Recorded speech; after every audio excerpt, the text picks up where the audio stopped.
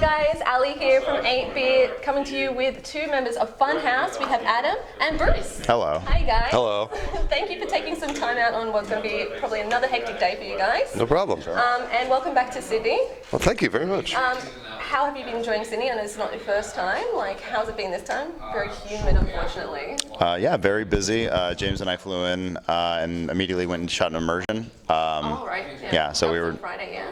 Yeah, I believe Thursday and Friday. Yeah. Immediately went to stunt rehearsal, did that. So I haven't been able to see the city as much, but it's a good sign that we're busy doing stuff. Yeah. Do you reckon you're getting tourist action in today, or?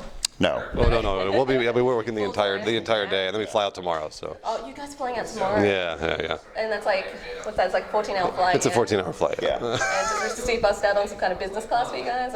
No. That's too much money. Yeah. We have a chair. Well, you guys are LA-based, born and raised. Both of us, actually, yes. Yeah. I'm curious, what is it that you guys love about LA since you guys have kind of stayed put? I really like the weather. The weather is sort of the perfect weather that I've seen in kind of any other climate I've ever been to.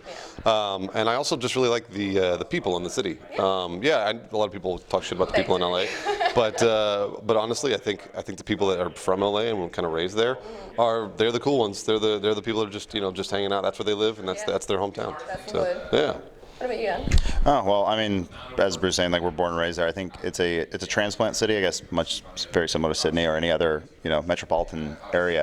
But I do have a sense of hometown pride that, hey, I was actually born here, so when people talk shit about it, I've earned that right. They're just from Ohio trying to make it as an actor, whereas we're just busting our ass trying to make an internet channel work. Yeah, we get it. In Sydney, we have the same thing. It's like, we're born here, but we can talk shit, but you can't talk shit about it. No, not at all. But then again, we'll probably agree with you anyway. So if you could live anywhere, where else would you go? Oh, boy, that's a good question. What do you? I'll answer. Yeah. Well, I think my wife and I always talk about this all the time. The world has become such a smaller place. Ideally, especially with our jobs, the way they work, and how it's all very much online, it'd be awesome to live anywhere. Want to live in France, I want to live in Japan, I want to live everywhere. I want to see everywhere because it's a very big planet and you don't live on this planet for very long, and it would be a waste to just stay in one place. And it's always a blessing that we get to come to places like Sydney where you go, oh wow, there are other beautiful places in the world. So if I could live here, I would. But it'd be a short term. I'll be pandering too, because I was going to say Sydney. This is my third time here, and every time I come here, I'm always kind of amazed at how photogenic the city is and how nice the people are. And just generally speaking, I really like it. So this would be a place I could totally live. You know we don't have Chipotle though. I do. Franchising. And I was going to say I would love to be the first to franchise it in Australia. Have you tried Van Mix? No, I haven't. Okay, I've been told that it's kind of similar to Chipotle, so they've got like burrito bowls and stuff. Yeah, like that. I've seen it on the map. I've been looking for Mexican food, as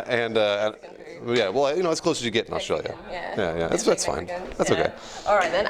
So you guys will be probably coming up to your anniversary soon. For the channel. That's right. Yeah. Is it the 15th technically? Yeah. Or earlier than that.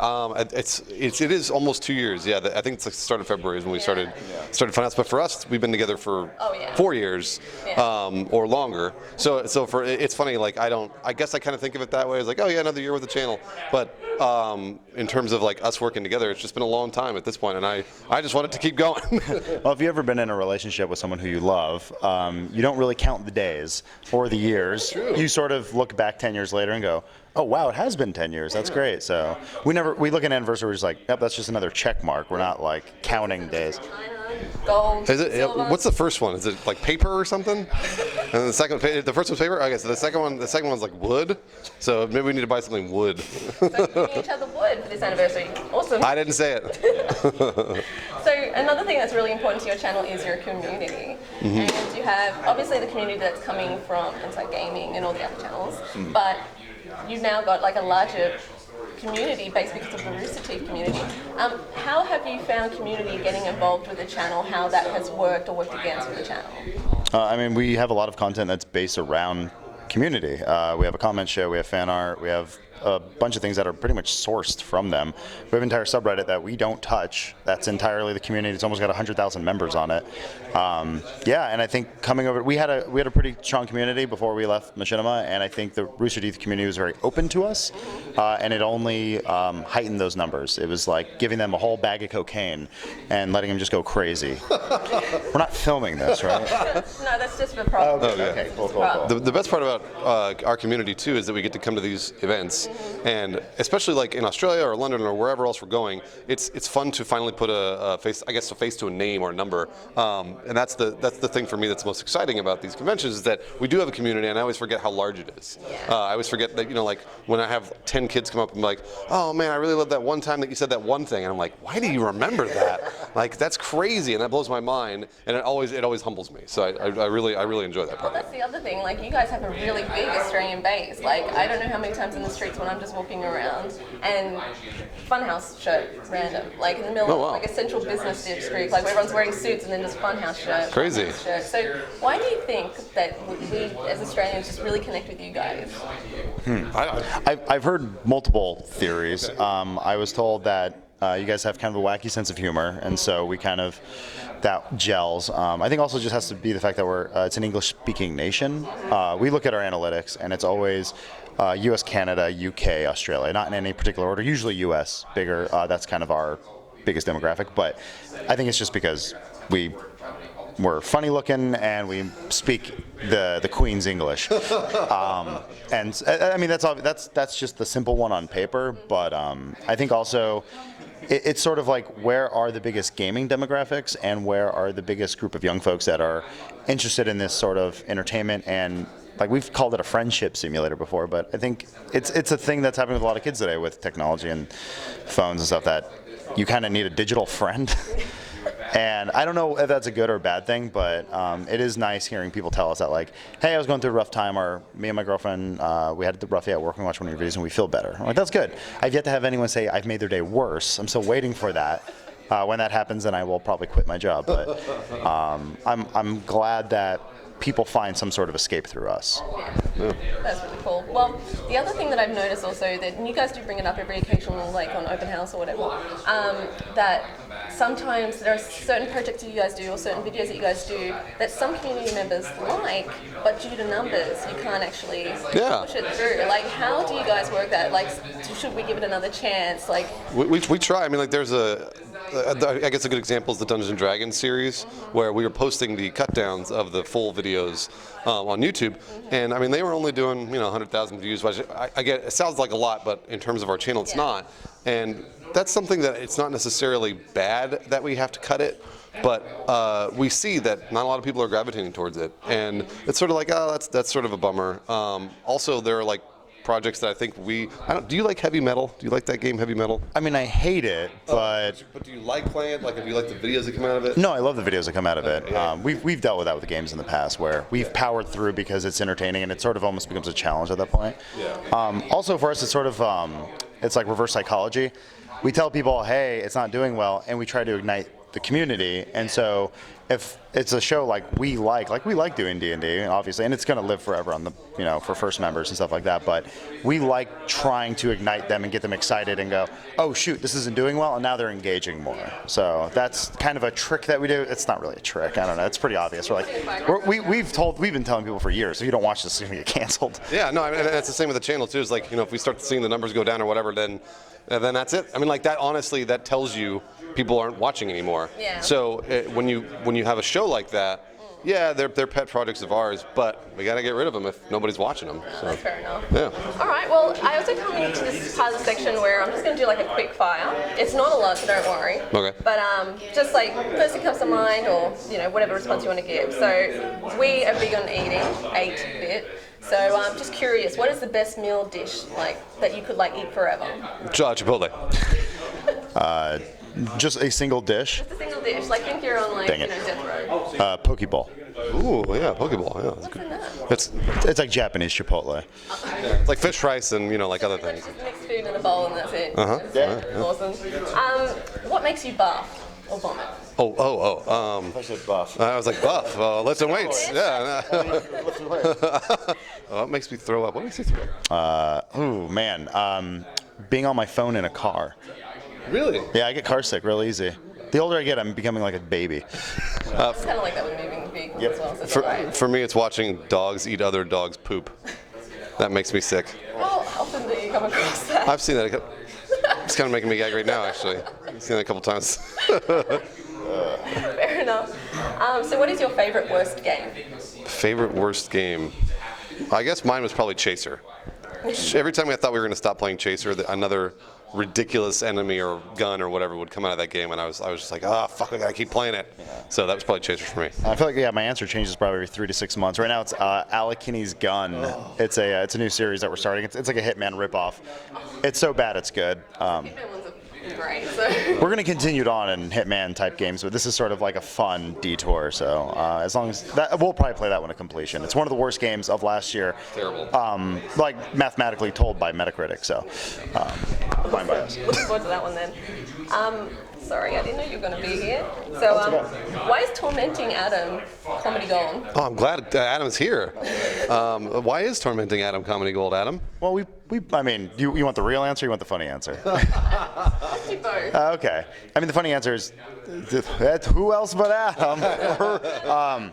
No, but I think like we're saying in the beginning of the interview, it's like we've become very comfortable in our roles, and we know what we are, and I've been the driver, and Bruce and James are the two Muppets that are up in the rafters yelling at me, and it worked in the 70s and it works now. So it's sort of the real simple math of why the humor works and the sort of the group dynamic that we have. If you notice in all of our videos, there's usually one or two people that are the heels. So like in GTA Co-op, I'm typically the one that's like, I forgot the controls, or I jumped out of the helicopter, oops. And everyone's like, I fucking hate that shit. And I'm always like, oh yeah, I didn't mean to do it because I thought maybe it might be funny. Like it's kind of one of those things that we all have settled on. We understand that that's sort of what makes it fun. Well, yeah, because I did notice, and you guys bring it up, not a lot of other kind of troops bring it up that much, like kind of having like characteristics and traits that you kind of hold on to. Like, is that something that, when did you guys kind of realize that works? I mean, when it works in a video, Bruce will do things that do annoy me, but I do know in the back of my head, I'm like, we're making entertainment. So when Bruce jumps out of a helicopter early in a GTA co-op or something like that, we know that he's doing it for entertainment purposes. And a lot of people are like, why don't they play the game good? Why aren't they good at the game? We're like, because that's not funny. No. We're entertainment. We're not pro gameplay. No. So. I always thought that was weird that people would come to the channel for pro gameplay. That's not us. It's called Funhaus. Yeah. It's always been weird. Okay, and then what are you guys currently listening to, whether it's music, podcasts, or? Man, I try to keep up with podcasts. I always love TED Talks. Bruce, you guys here make fun of me endlessly. Where I'm like, did you hear about nanobots? And they're like, shut up. Music, actually, I just found a thing on Reddit yesterday. A group, they asked the question, what's a good 10 out of 10 song that no one knows about? And so this is a big reason I love the internet. They immediately made a Spotify and a Google playlist, or Google Music list that's about 5 gigs of kind of hit songs that you never heard of. So I started listening to that, and there's a lot of Carpenter Brute and other stuff on there. It's 5 gigs. I got to get through it, but some good stuff on there. I'm really guilty of listening to just pop music on the radio. Yeah. But honestly, the Justin Bieber album is pretty good. It is. It's a good album. Yeah, that one song he released, and I was kind of tapping to it, and I'm like, oh, I'm going It's a good album. Sorry. Okay, and I just wanted to bring up, I've noticed now that you guys have actually started taking notice of the community and horror games. Oh, yeah, that's true. The horror games are doing really well. Sorry, Adam. And I actually just watched the VR. Resident Evil 7? This morning. Yeah. So, are you guys enjoying that, or is it torture? I'm really enjoying it. It was something that you've been talking about for years. We got to play that horror game. We got to play that horror game. And what's funny about that is that as soon as he says it, and we'd always be like, we don't want to be like every other YouTube channel, blah, blah, blah. But the more that we play these games, the more we have fun with them. Mm-hmm. And also, he gets really scared, and it's really fun to watch him get scared. So that's why I always thought it was funny that you were suggesting. Well, because I knew it would do well for the channel, but like Bruce said, I see channels like Markiplier, PewDiePie, and these guys said as much, mostly PewDiePie, where he's like, I don't want to be known as I'm the scared guy. I'm not. I want to be known as, for my personality, and like same with us. It's like we want to be able to play anything, and if people are enjoying us playing horror games, that's fine. We'll continue doing them, and I think I enjoy it as a group setting. I never want to be like left in a room alone. There's a video we did I think a year ago with Achievement Hunter where Jeff suggested we go to a haunted house with them, and the whole time I thought we were getting pranked and they were going to ditch us. And I'm legitimately scared throughout the video, like something's gonna happen. And afterwards, Jeff was like, "No, I just thought it'd be cool to like hang out." It's like, oh. And Jeff was the most scared in that. And Jeff was the most scared. He was absolutely, I love that too, by the way. Oh, so do we. And everyone mucking around in there, it was great. And that's the thing about these horror games that you guys play. You really, like for you guys, you're probably going through a bit of a shock element, but for watching, you guys just cut that out completely. So the comedy element into these horror games. We really, honestly, we really enjoy them. Like I've been having a lot of fun because it's one of those things where, honestly, we don't necessarily have to try. We just play a game that is good and is scary. And so then if it scares us, then we are genuinely scared. Then I get to just show my reaction, and I really enjoy that. It's not easy per se, but it is a little easier than sitting down and trying to improv for an hour. Yeah, so, of course. Yeah. All right, that's all we've got now. So thank you guys for joining us. Oh, yeah. And, Thank you. Good luck with the rest of the day, and I hope it's a bit cooler for you guys to jack up the aircon a bit anyway. Yeah, no, it's been good. Cool. Thank you so much, Adam. Thank you. Shut up, Greg.